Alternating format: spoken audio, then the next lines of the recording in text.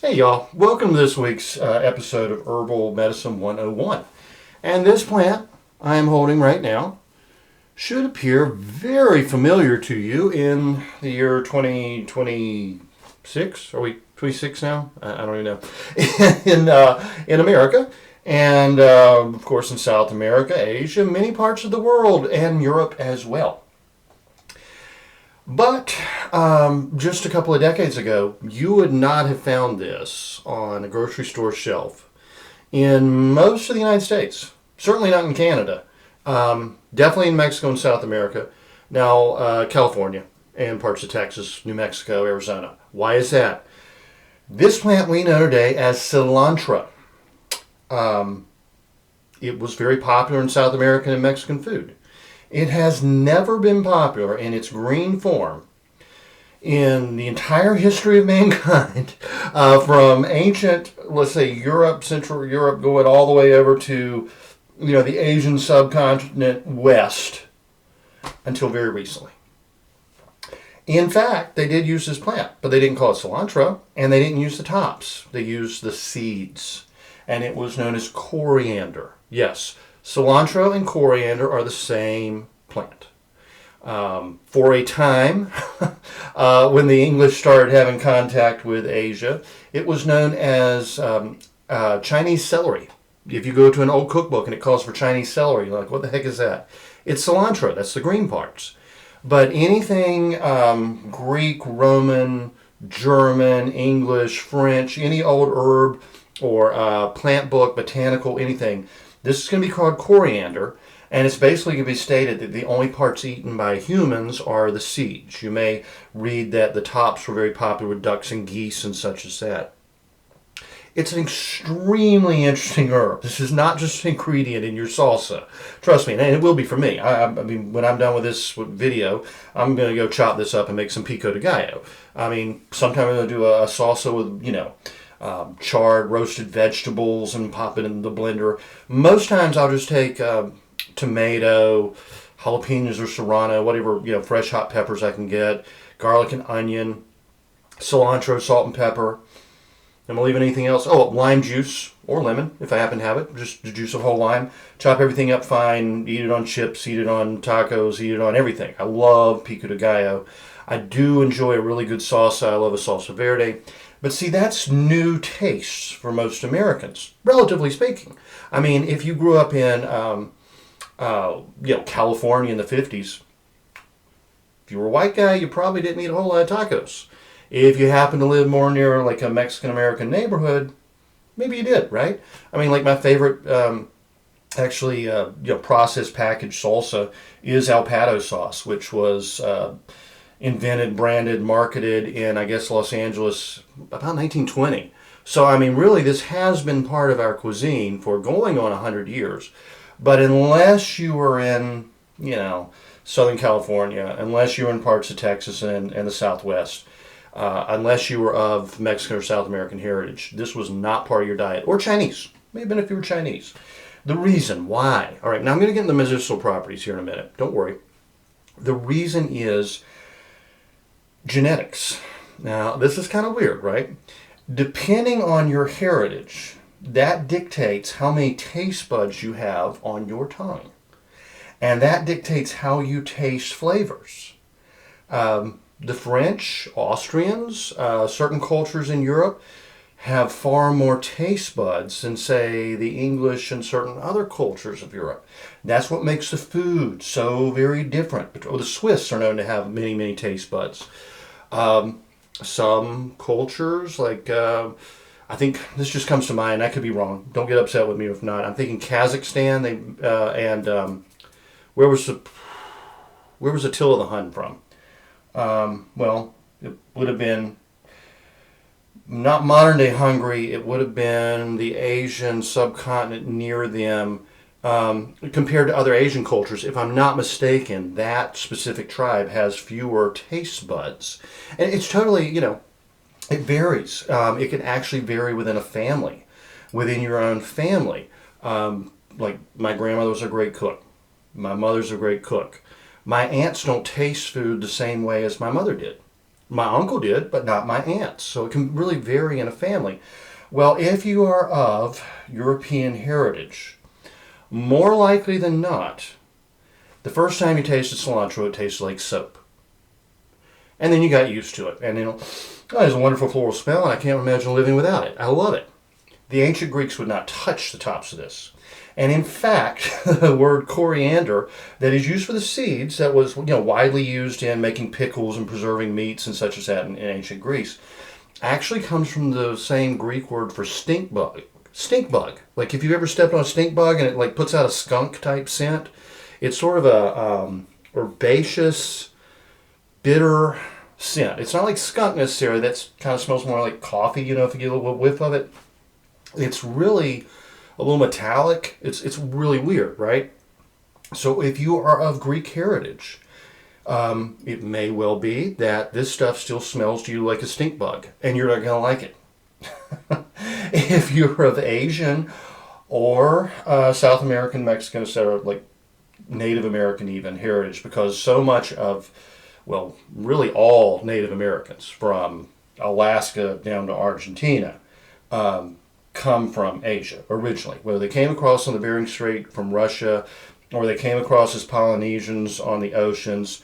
The Asians had already been enjoying cilantro and coriander for thousands of years before they got to this continent. Remember, there's no such thing as an indigenous people. It's just who got there first.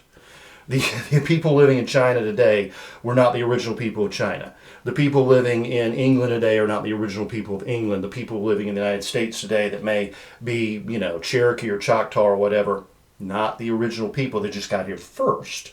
And actually some really interesting archaeological evidences that come to light just really beginning in, I guess, around early 1990. They found down in, was it Peru?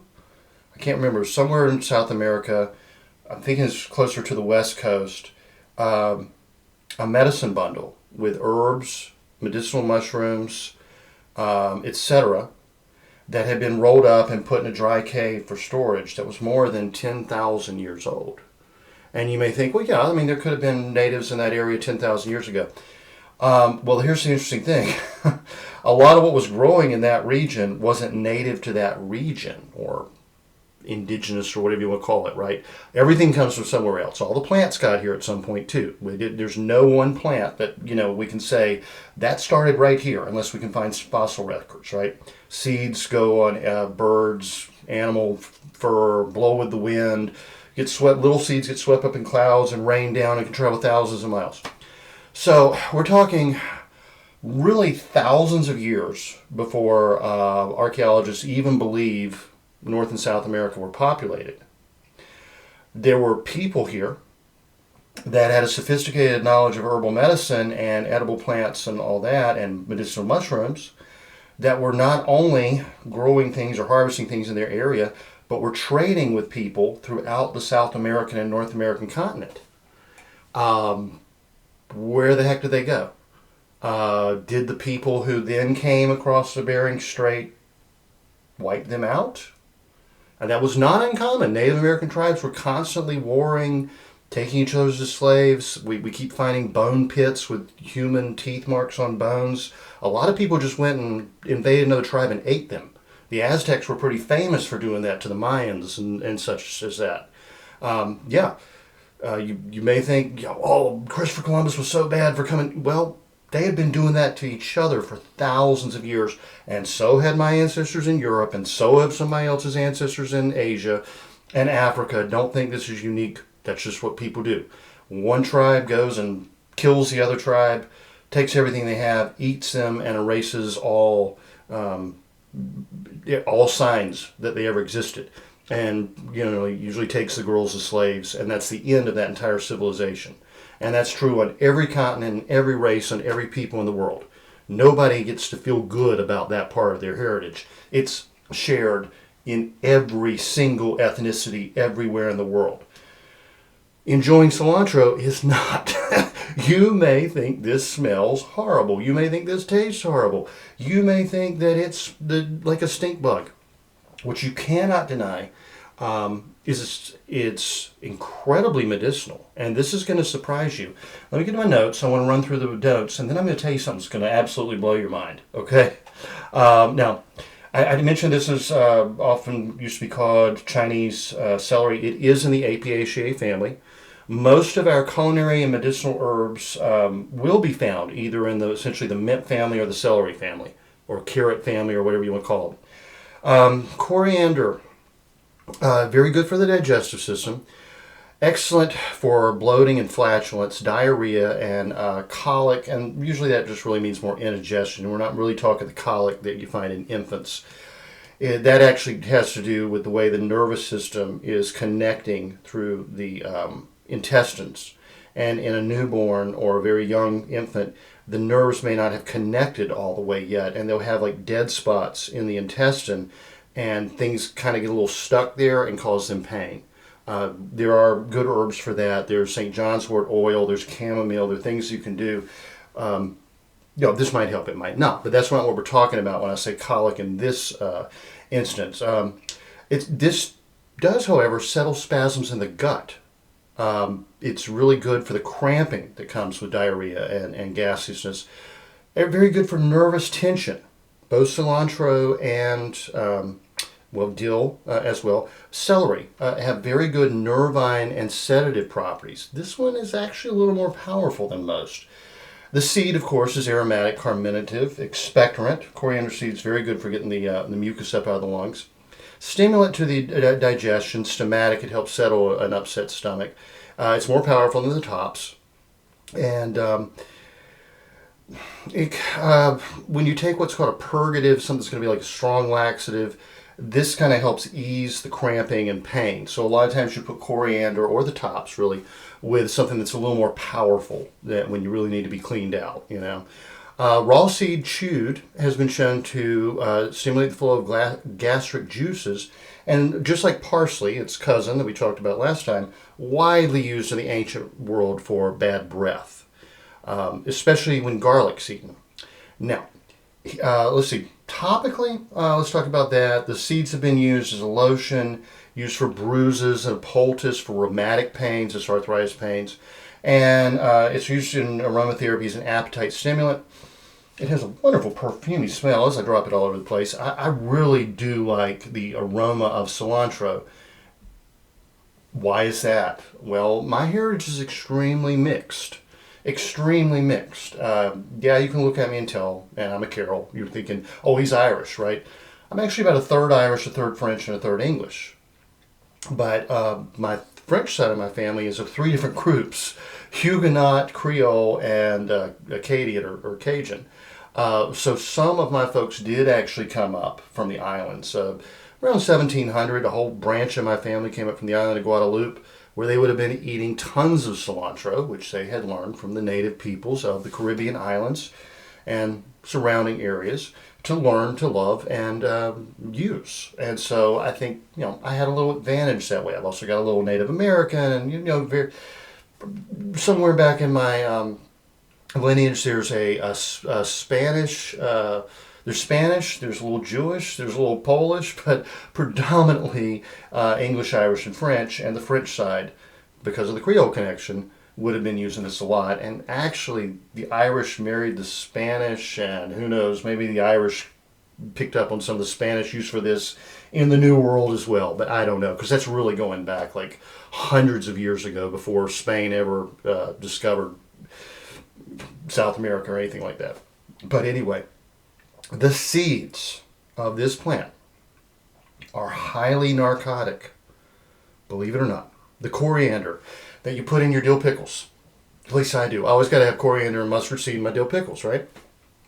Highly narcotic. Can be very dangerous, actually. It will slow respiration, heart rate.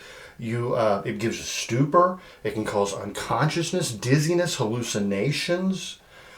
Some peoples used to use it in small amounts, what we would call maybe a small medicinal dose, more than you're going to use culinarily, less than is going to hurt you, as an intoxicant. And that use goes back, I think, to ancient Egypt. I mean, literally, this plant, coriander or cilantro, was documented as a narcotic plant really before it was even documented as a culinary herb. So, very interesting. I would highly recommend you not do that. Okay? I have not tried coriander seeds in large amounts. I had a bad experience once with nutmeg. Stupid kid, I'm learning about herbs. I got an herb book written by a hippie in the 70s. I had a severe back injury, a lot of tension, a lot of muscle spasms. And he says that a medicinal dose of nutmeg is antispasmodic and it'll help with pain and could even help with sleep. And I'm like, oh my gosh, yeah, I'll try that, right? I'll try anything. Because I was in agony. I was actually partially paralyzed for a while.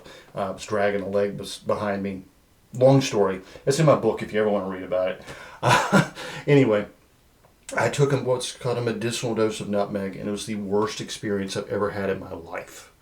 I mean, migraine headache, lungs on fire, hallucinations, ears ringing, increased heart rate. I thought I was going to die. Right? I mean, it was really that horrible. And, took Benadryl because I knew I was having an allergic reaction to it.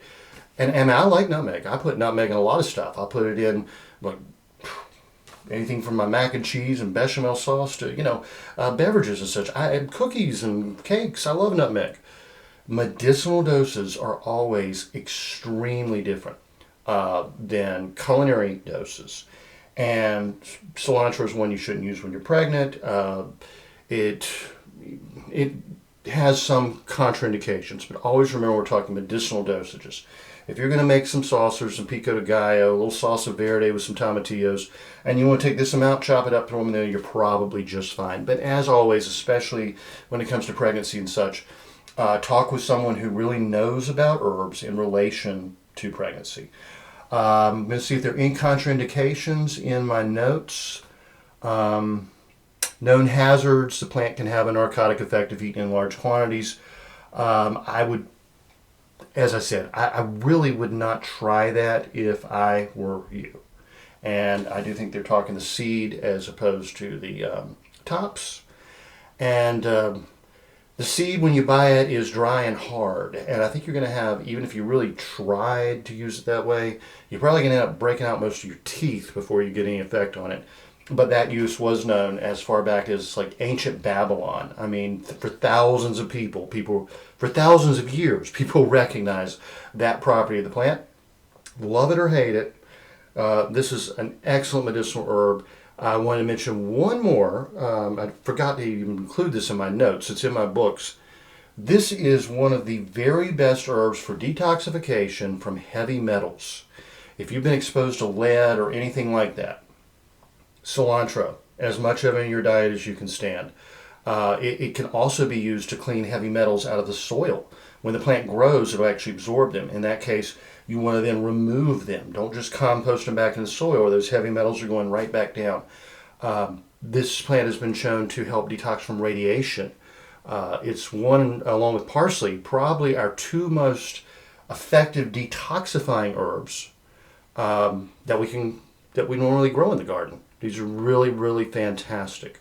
All right, so that's cilantro. You can get a ton of it for about $1 at the grocery store year-round. You can grow it yourself. Learn to use it. Learn to love it. I do. I love this stuff. Honestly, I could just eat it raw. I mean, this isn't washed, so I'm going to wash it and then probably eat some raw before I make up my pico de gallo. Y'all have a great week, and I'll talk to you next time.